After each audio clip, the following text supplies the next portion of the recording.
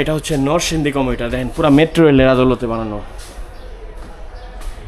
আসলে বাংলাদেশের কমিউটার ট্রেনগুলো এরকমই হওয়া উচিত, কারণ এইসব কোচে পর্যাপ্ত পরিমাণ যাত্রী নেয় এবং অনেক স্ট্যান্ডিং যাত্রী এই যে এইসব হ্যান্ডেল ধরে দাঁড়িয়ে থাকতে পারে, কারণ বাংলাদেশে প্রচুর পরিমাণ কমিউটার ট্রেনের অভাব।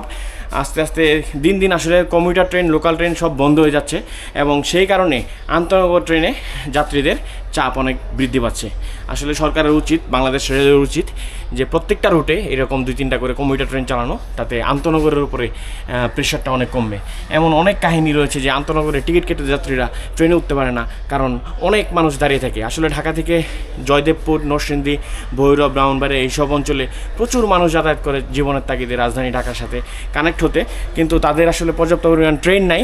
সেই জন্য হচ্ছে যে তারা হচ্ছে যে আন্তনগর ট্রেনে ভিড় করে, এবং আন্তনগর ট্রেনে যেসব যাত্রীরা রয়েছেন টিকিট কেটে দূরপাল্লায় ভ্রমণ করেন, তারা আসলে খুবই ক্ষোভ তাদের প্রতি, যে নরসিংদীবাসী, ভৈরববাসীর উপর অনেক ক্ষোভ, কারণ তারা উঠতে পারে না ট্রেনে। আসলে এটা আসলে ওনাদের ক্ষোভ হওয়াটা স্বাভাবিক, কারণ কমিউটার ট্রেনের এতই অভাব যে আন্তনগর ট্রেনে মানুষকে ভ্রমণ করতে হচ্ছে।